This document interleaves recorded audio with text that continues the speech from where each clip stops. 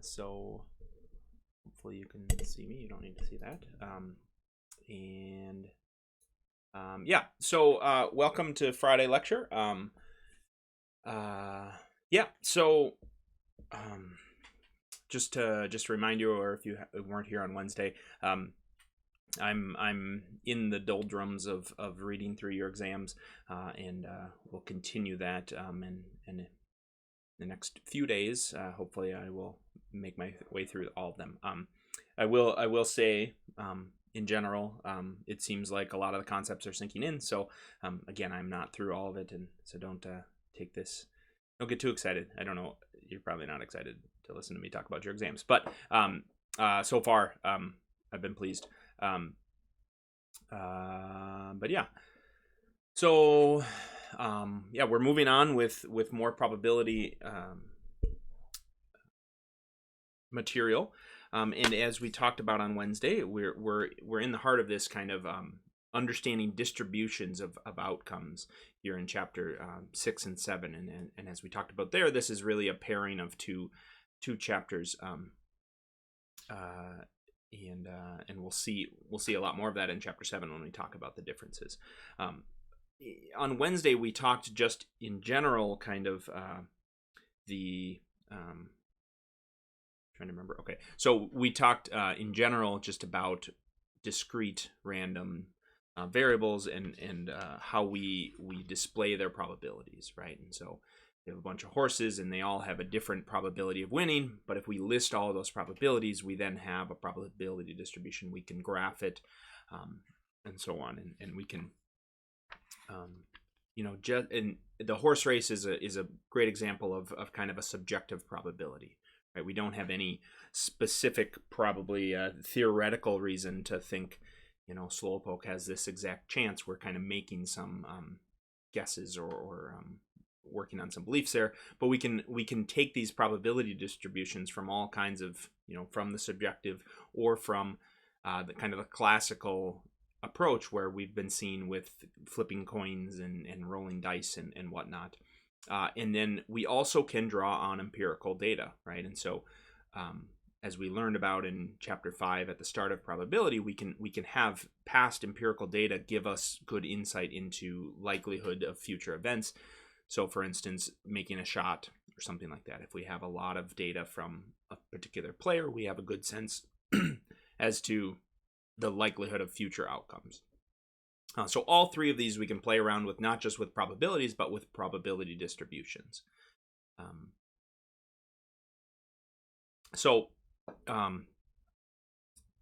I think we kind of got a good base of just the general situation on Wednesday. What I want to spend a lot of time today on is this kind of subset of this, the binomial probability distributions. So we'll walk through an example and talk about the various parts and things that are coming up with binomials. I have a video up kind of walking through some of this, but we'll rehash some of this as well.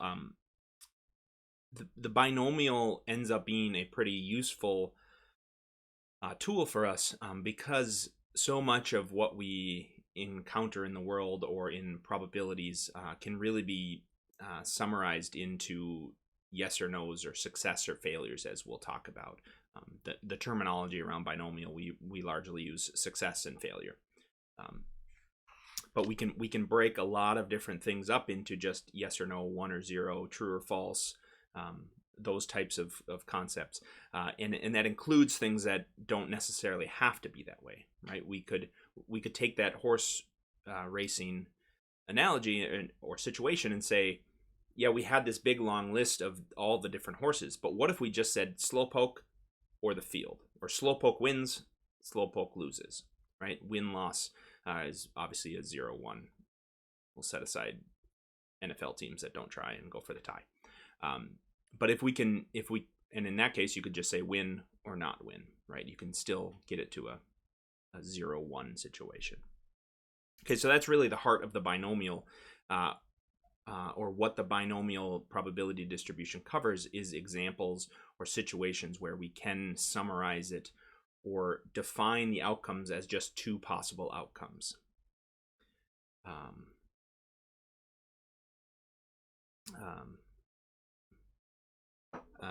yeah, so that's what I'd like to focus in on today, and what I guess what I'm trying to put forth is that this seems like a kind of a obscure scenario, but we do have the ability to use this quite often, and that's why we take the time to really go through it so much.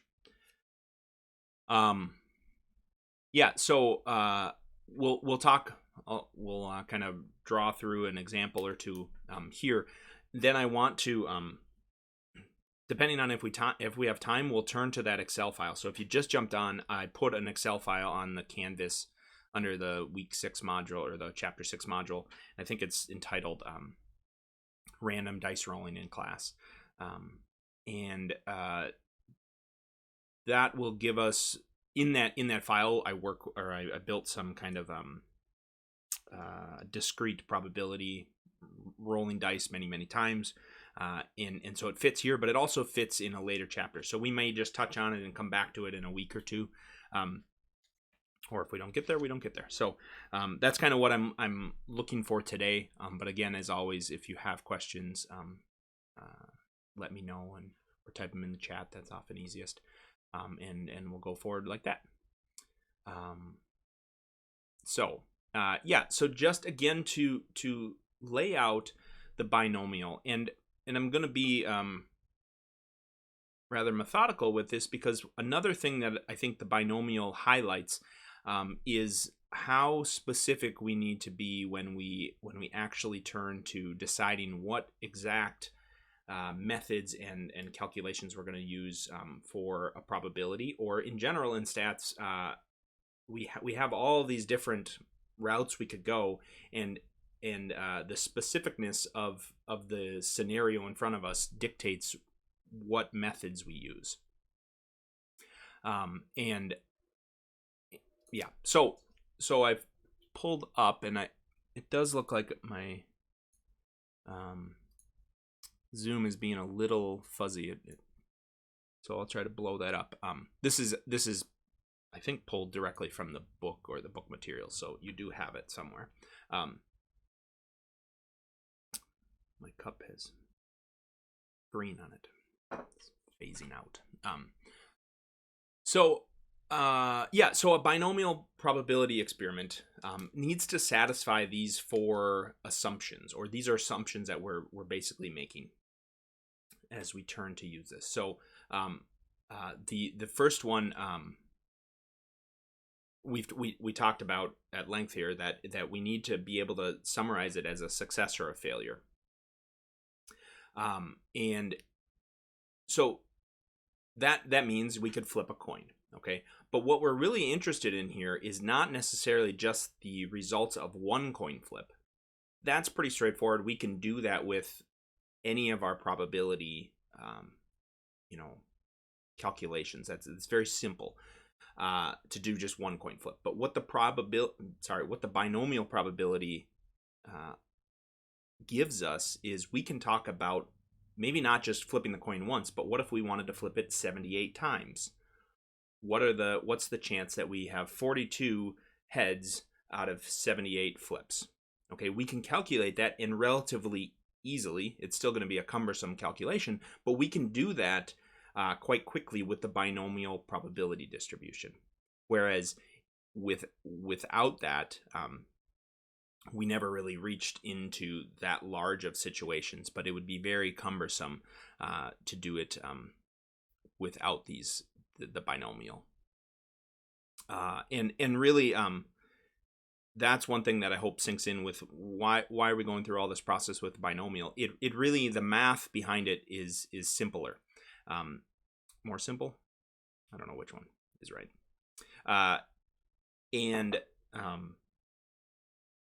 That's kind of hard to see when most of the examples of what we've done thus far we keep it to, we're only flipping the coin 3 times, so we have no problem listing out all 8 results and then going through our process.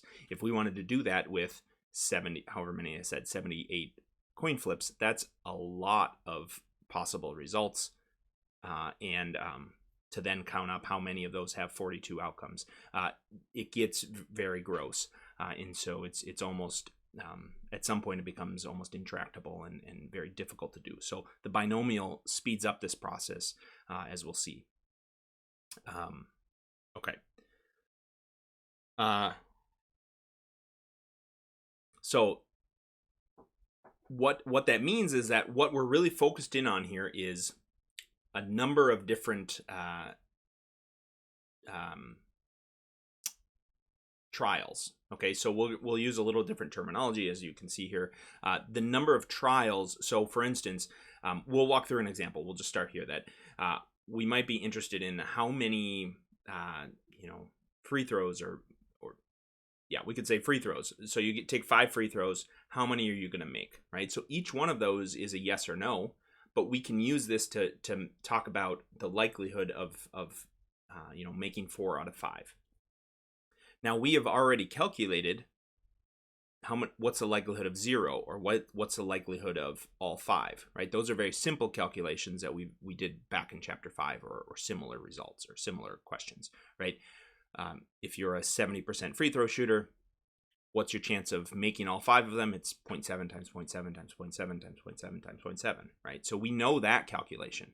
But what we haven't been able to do yet is, what's the likelihood that you make 3 out of 5? Or 4 out of 5, or any of those in-between values. What we'll get to also is, what's the likelihood that you make 3 or more? Okay, and with the binomial calculations, we can do that relatively quickly as well. So all of that is to say, that's a more elaborate experiment than just one single shot. Okay, so we're talking about, often in the binomial distribution, we want to, each of these things has a yes or no, but we are going to do them many times in a row. Okay, so back to the assumptions. Everything needs to be a success or a failure. Can be classified that way. Okay, we need to know how many shots we're taking. Okay, we can't really answer this if we just say how many are you going to shoot, or how many are you going to make, and you don't tell me how many you're going to shoot. That's not going to be calculatable.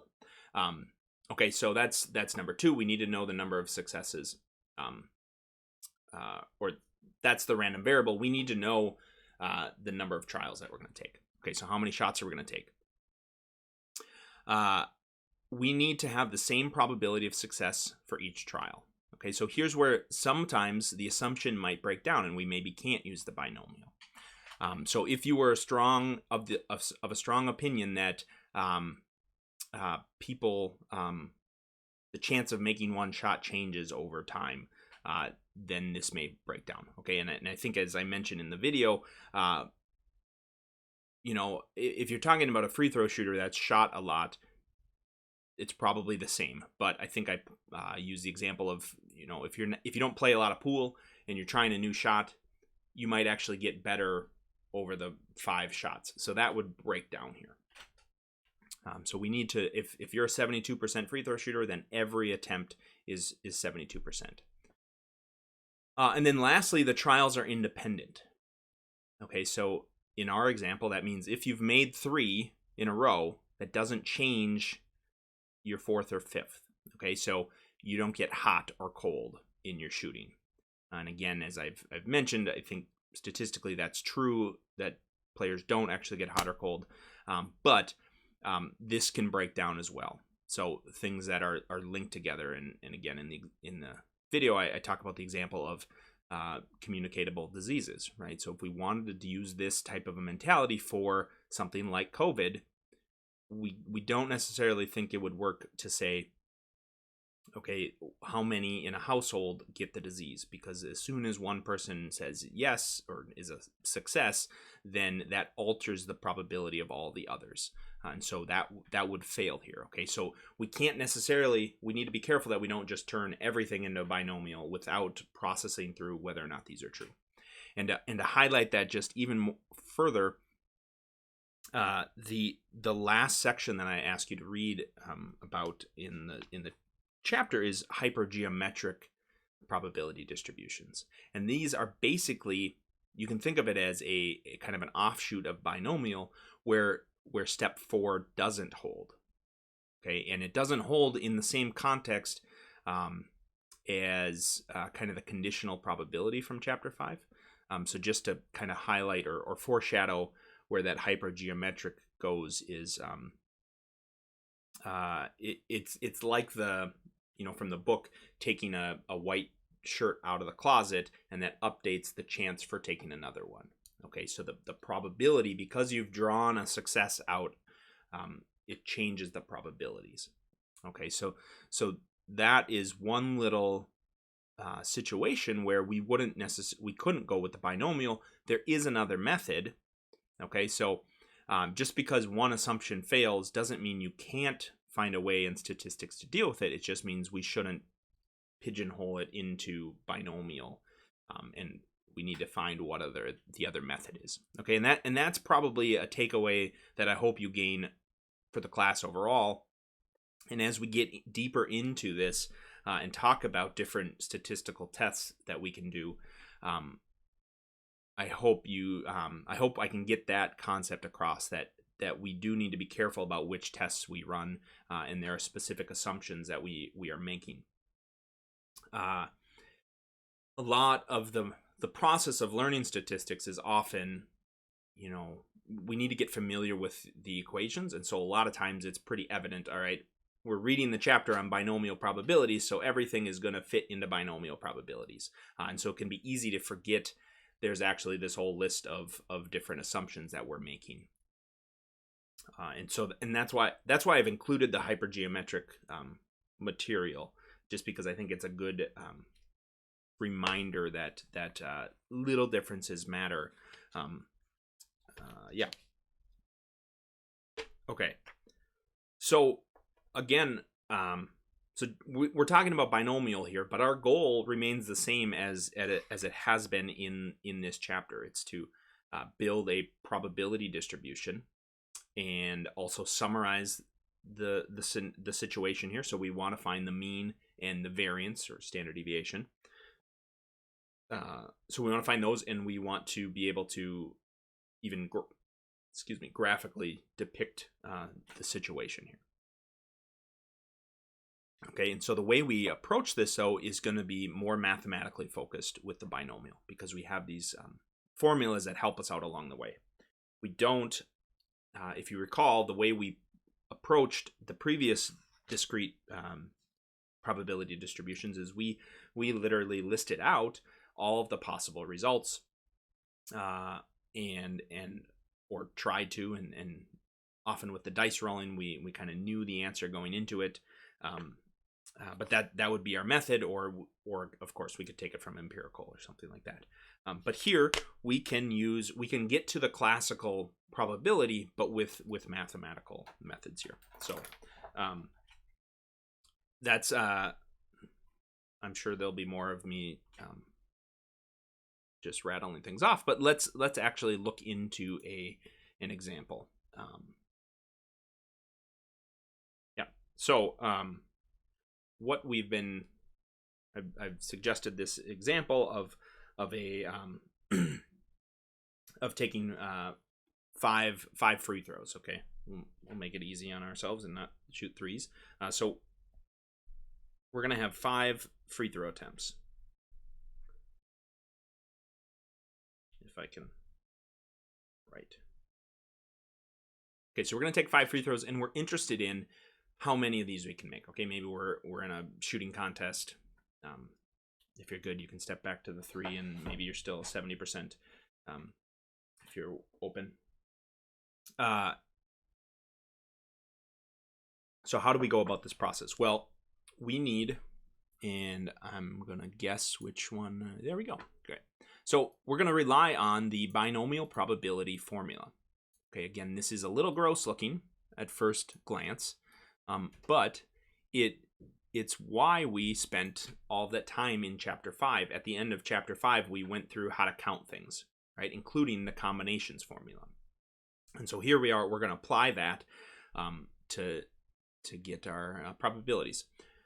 So the first part here is just simply a combinations calculation. and then we bring in the probabilities, the likelihood of making each shot. Okay, so the pi here is the probability of success on each trial. So remember, we're shooting 5 times, but we know that, say we're a 70% shooter.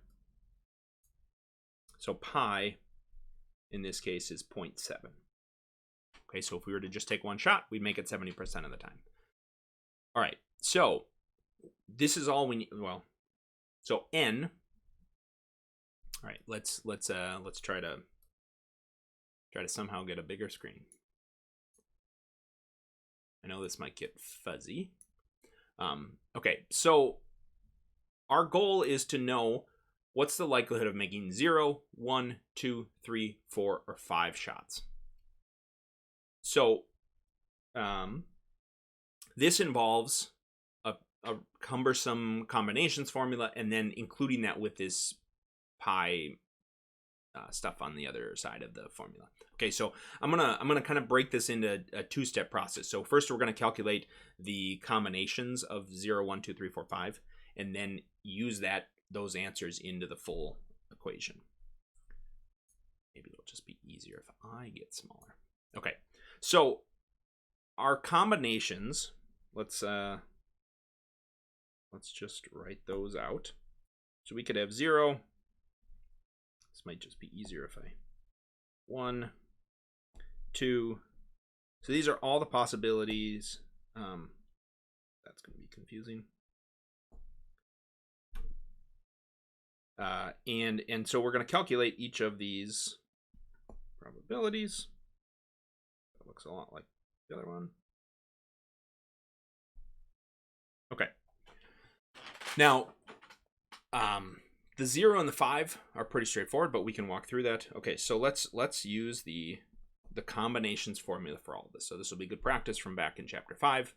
I know I forced you to do it on the exam, so so if we want to calculate the number of combinations of 5 free throw attempts that produce 0 shots, 0 makes, I know we can probably assume what this is going to be, but let's plug it into the formula. Now, just a word of caution, we've changed notation, and I don't actually know why the book does this. We now use n and x. I would have preferred them to just use n and x in chapter 5 to make that transition better, but rather than n and r, we're into the n and x, but it's the same process. Okay, so we're looking for c. So c and x, right, is c. We are taking 5 shots and we're making 0 of those, and so that becomes 5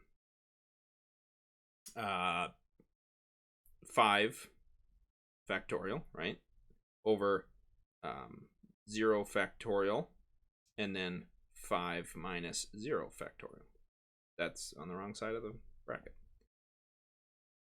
right, where it's n factorial over r factorial times n minus r factorial.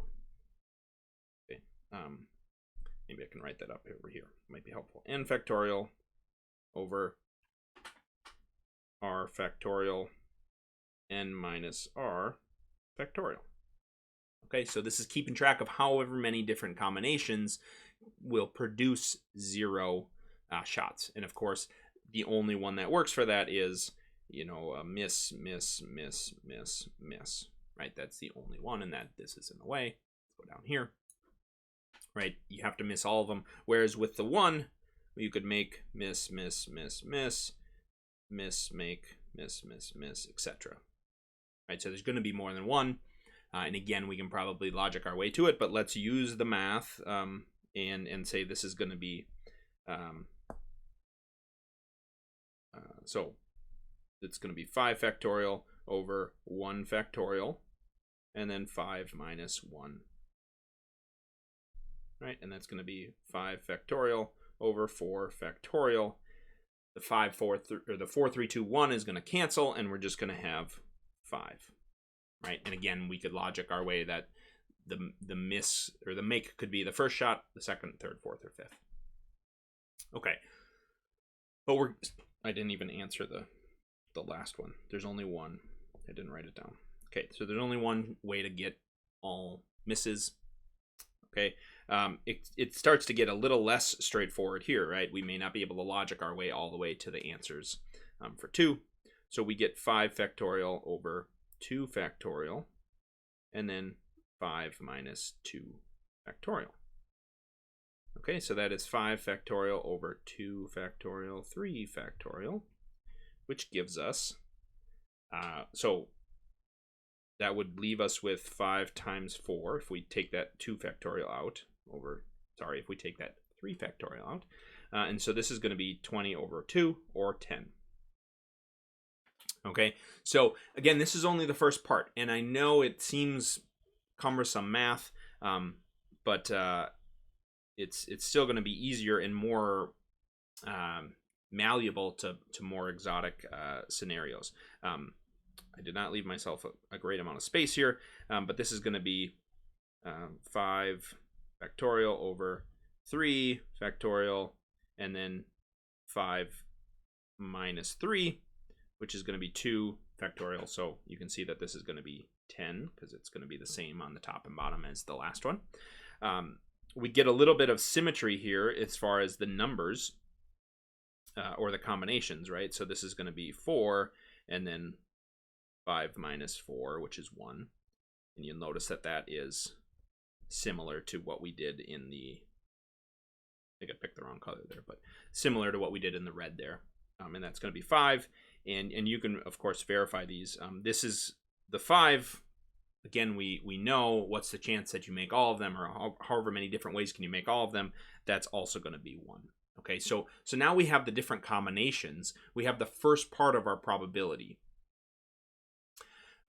And now what we need to factor in, though, is the likelihood of making shots. So that we're not just flipping coins.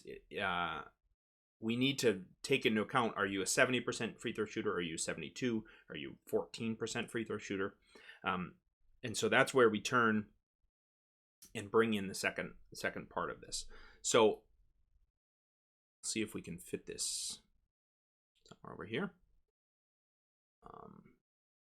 Just so you can keep seeing that. So just as you look at that, okay, so remember we have n and x. So what's going on with this whole pi business? And again, pi is the probability. It's not 3.141592653578. It's been too long. It's not pi, it's the probability. Okay, so what are we doing? We're doing pi to the x. What is that? X is the number of successes. So we're taking that 0.7 times the number of successes, and then we're taking 1 minus 0.7. So the chance of failure raised to the power of the number of failures. Right? So if n minus x is really how many failures we have. So hopefully everything, there's a lot going on in this formula, but it all has a reason to be there. So let's try that out. Little space here. So let's look at the probability of, actually let me start with the probability of 1,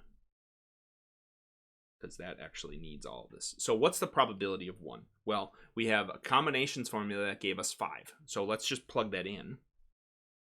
Okay, again, we can do this all at once, but for the sake of not getting too bogged down, we know that there are 5 combinations where you can take 5 shots and only make 1.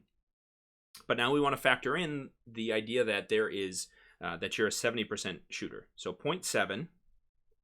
Now we want to make one of these, right? So the number of successes here is 1. And then we want to factor in that we're talking about 0.3, and we're going to miss 4 of them, right? So n minus x, 5 minus 1 is 4.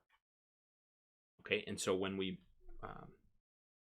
crunch these, right, this is 5 times 0.7 times 0.3 to the 4th is what, 0.081.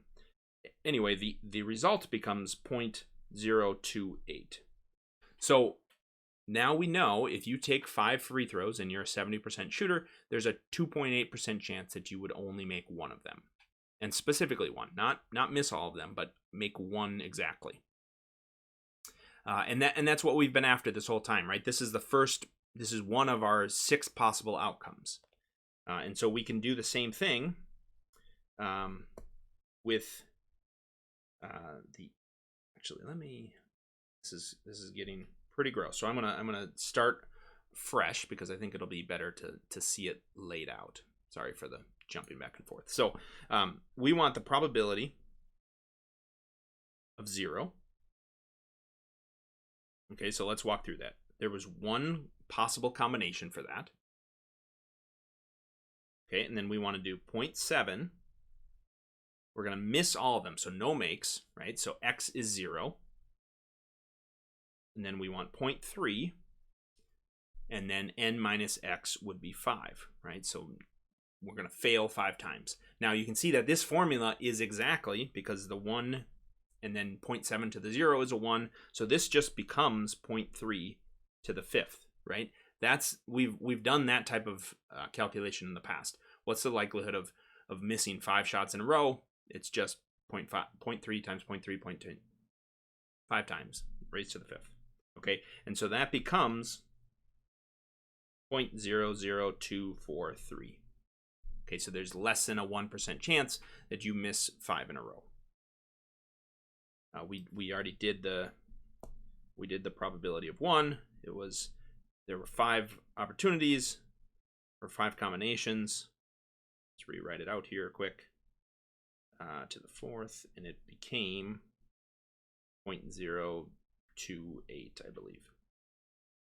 Okay, and here, did I go yellow next? Hopefully. So yes, this is cumbersome, but you can see once you kind of get familiar with the flow of things, it's all fairly formulaic. So 0.7, this time we're making 2 of them, 0.3 to the 3rd, and that's, you can verify my math, but it should be about 13% chance that you'd make exactly 2. What color did I pick next? It might have been green. Probability of 3 is again, that was 10. But notice now, there were the same number of combinations for 2 and 3. But because we're talking about a success and failure that isn't 50%, there's a different chance that we make 3 than we did 2. Okay, we're better than half free throw shooter, so it's going to be more likely that we make 3 compared to 2. So this is 0.7 to the 3 and 0.3 to the 2. Okay, and again, you can walk through the math if you'd like to fully here, but that's about a 30% or 31% chance that you make 3 of them. There, maybe picked something like this. This was 5. I'll just crunch the last couple. But you can see that we now are able to calculate all of these. And while it took some time, we didn't have to list out all of the possible outcomes. And in fact, if we do want to talk about more elaborate, now you're going to shoot 100 shots, we could figure out the chance of making 71 or 23 in all of those. Okay, so this comes out to 0.36. And then lastly, to make all 5, we have done this in the past, right? So this is simply just making all of them. 0.7 to the 5th and 0.3 to the 0. Okay, and that becomes about 16% or 17. Something like that. Okay, so there is our full probability distribution. Okay, we did it in 2 steps. We could have combined the combinations into this formula. But here we have it, and now we have the full list of, I guess it's over here, we have the full list of probabilities. They should sum to 1, right? That should cover, there's no way to make anything other than those 6 outcomes. And so that's the process of the binomial probability distribution. Again, it's more generalizable because we could expand it to many more. But we need to know how many, right? So it was very important that we knew that we are only taking 5 shots. If we were going to take 6, we could update this. yeah. So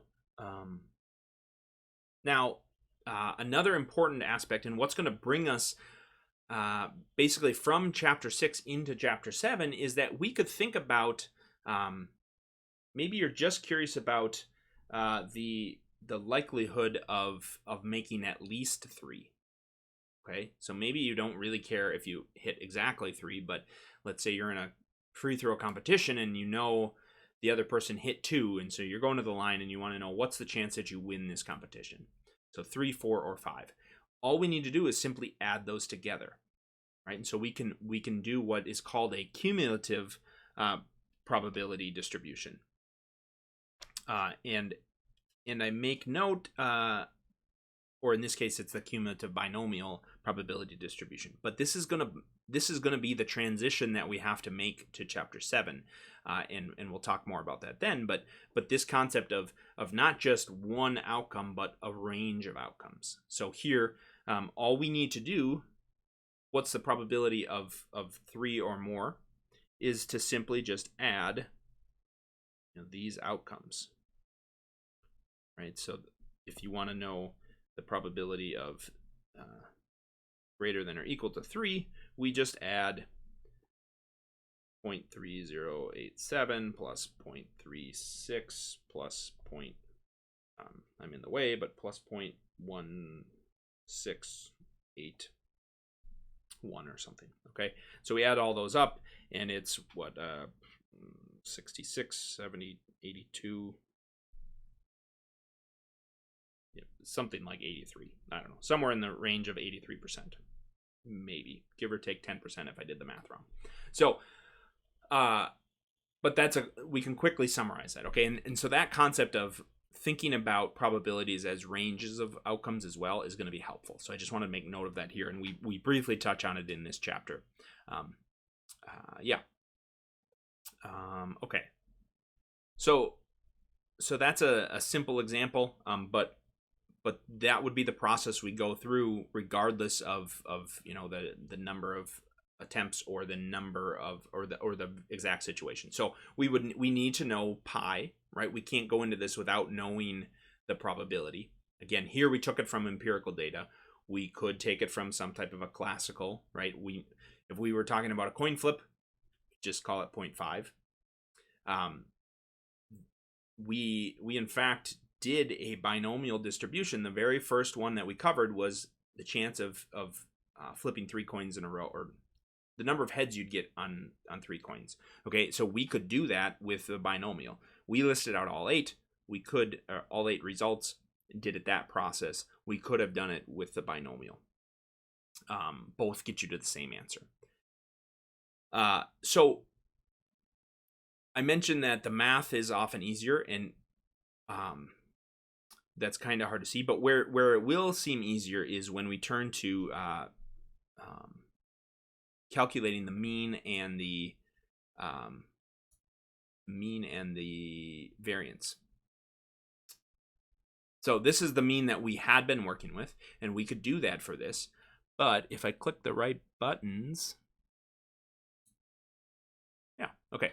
So the mean of a binomial distribution is much easier. So if we want to know, right, so we're after kind of the average outcome. The mean of a binomial distribution is simply the number of shots times the probability of each shot.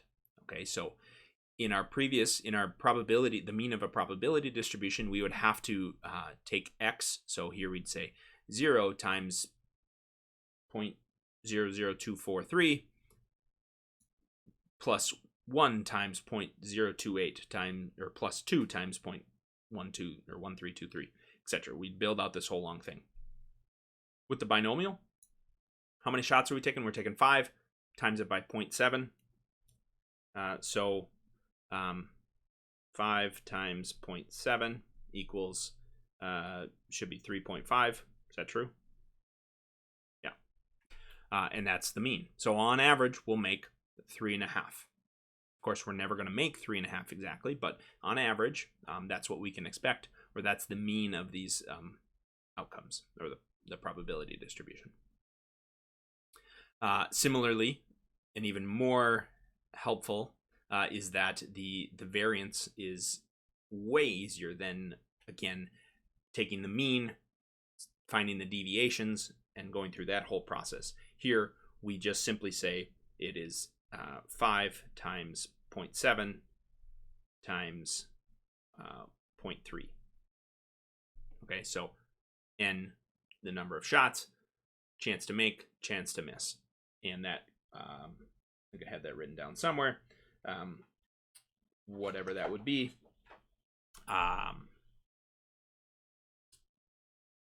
Well, it is easier, but it's not automatic. So 5 times 0.7 times 0.3 is 1.05.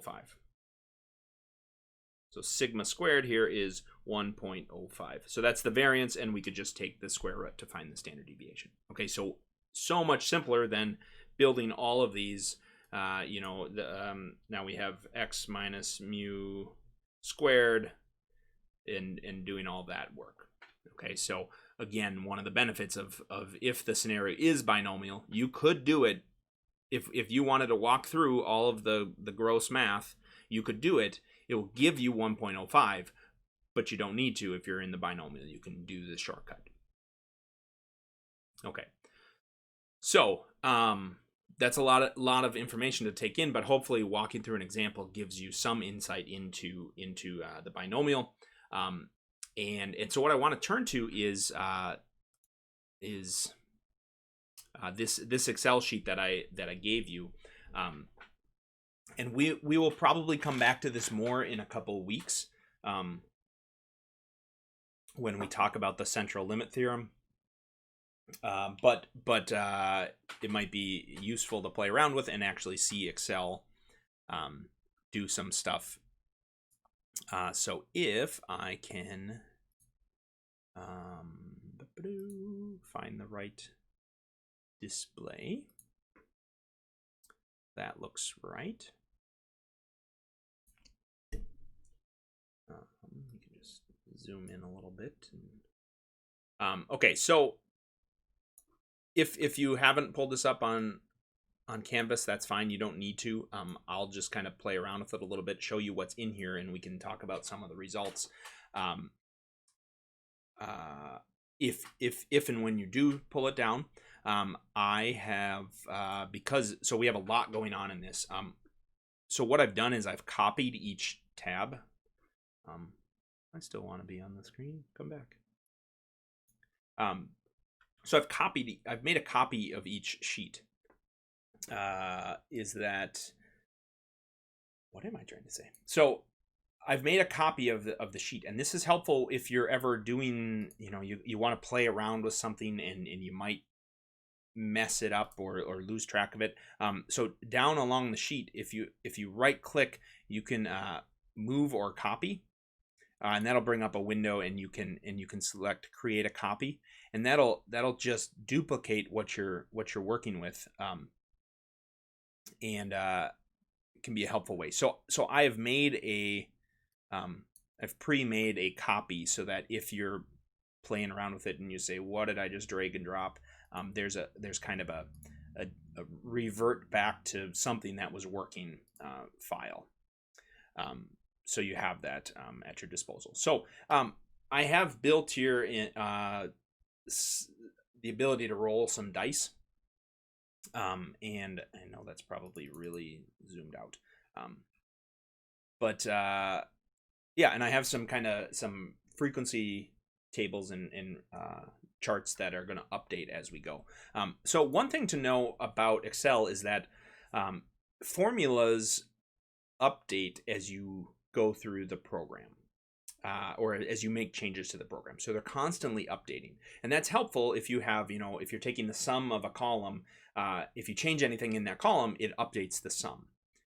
And so that's constantly happening. There is a mechanism, and I forget exactly where it is. You can turn that off and only have it update when you want it to, which might be helpful in this scenario anyway. But what I'm using here are some formulas to kind of randomly choose something. So to roll a dice, I'm simply asking Excel to choose a value between 1 and 6, and so it's going to it's going to do that, and it's going to do that every time we update the sheet.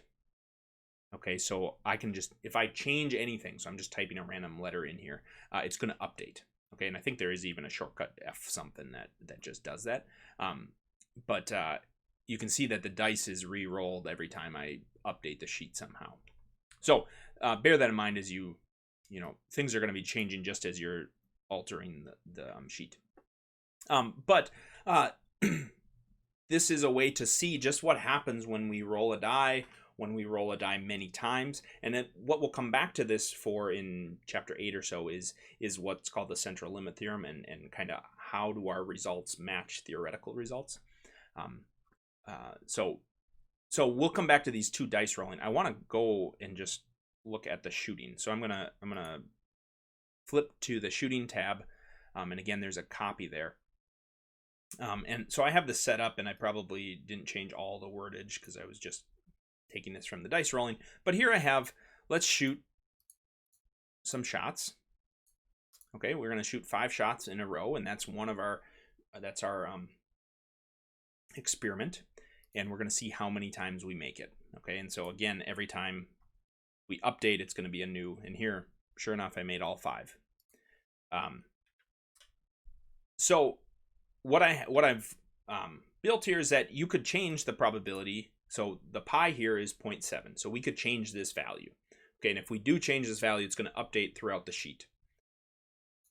And so this is, so a couple things. And so this is built in a table format. And so what that means is that I can drag, if I drag this down, it's going to be as if we took many shots. If I do this correctly. So let me actually back up. So right now we happen to make 5, and so it plotted it out here in the 5 on our frequency on our bar chart. Yeah. If I update it, we now made 4, 3, 4, 2, etc. Right? So each time we go through this, we're going to make a different number. So that's, again, one of the takeaways from probabilities is that even if we know what the probabilities are, we're only doing the experiment one set at a time. And so each experiment might give you, or it's going to give you a certain result. So even though we know the probability of making 3 out of 5 or 4 out of 5, the result is just going to be, or the outcome of the experiment is just going to be one of those. Okay. And that's an important thing just in general with probabilities, is that even if we know the chance of rain is 27%, it's either going to 100% rain or 0% rain.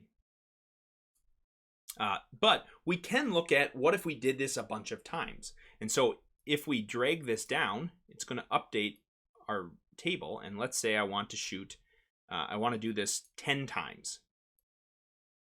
Okay, and so now it's going to process this and say, okay, this is one set of 5, this is a second set of 5, and so on. And it's going to plot each of those out here. So we can kind of get a sense as to the distribution of outcomes, right? So this is the empirical results of us trying this. Again, we know the probabilities, but it's not necessarily always going to fall. Even if we do this 10 times, we're not going to get exactly the probabilities that we calculated in the past. But we can already see it's a lot closer than it was when we just shot 1, or 1 set of 5. So now we're shooting 10 sets of 5, and we can see, you know, there's a little chance at 2, it builds to 3, and it comes down to 4. So we didn't actually plot that out in our when I was drawing, and I probably should have. But what would that look like? What's the theoretical probability look like? Well, I have that down here behind me. I've built that, so you can take a look at that as well. Again, don't feel like you need to get bogged down in this, but if you want to see some of the ways that we can do things in Excel, take a look here. You can kind of try to figure out what I'm doing with some of these formulas, and why that's happening. But we can see I can do all of this math that we just took, 20 minutes of me scribbling on my iPad. We can have Excel do that quickly. and we can see this nice probability distribution. You'll see what you probably recognize. If we think back, this was the, well, yeah, we have them here. So here's the less than 1%. That's really small on your screen probably. Let's see if I can zoom in. You can still see it. Okay, so here are those probabilities we just worked through, right? The most likely was 36%. 16.8% and so on. And so that's plotted here. This is what theoretically should occur if we were to do this, or these are the likelihoods of making the various amount of shots, except that this is off. Can I? Let's do this. Do it. Yeah. Okay. So I had a little mistake there. We were going from 1 to 6. Okay. So we can see quickly that your best shot is to, or your most likely outcome is making 4 out of 5. And so one thing we'll come back to, especially in chapter 8, I think it is you know, even though we're getting closer, this doesn't look exactly like the theoretical outcome. How many trials do we need to do before we can feel comfortable that this looks like it? And so we could drag this down and say, okay, what if I wanted to shoot it 50 times? Is that going to look pretty close? And actually, we can see it's starting to look pretty similar to our theoretical outcome. And again, we can just kind of see there it does not look right. We made 4 a lot of times out of those 50, and so on. Okay, so yeah, some things you can play around with in this file. When you if you wanna back up, you kind of have to grab the edge of this table and shorten it up. Okay, so that can be a little tricky. It's then going to yell at you for all this data that's outside of the table. Somebody might know a shortcut to do both at the same time, but you can just delete that. So yeah, so if you're interested and want to see some of this, feel free to play around with that. There was something else I was going to say.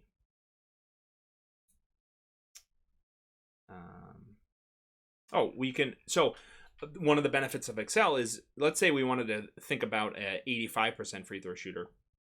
We could rework it on our tablet, or we could say, let's change pi to 0.85. Here's my new theoretical probability distribution. Okay, so we're able to quickly update and say, here are the new probabilities.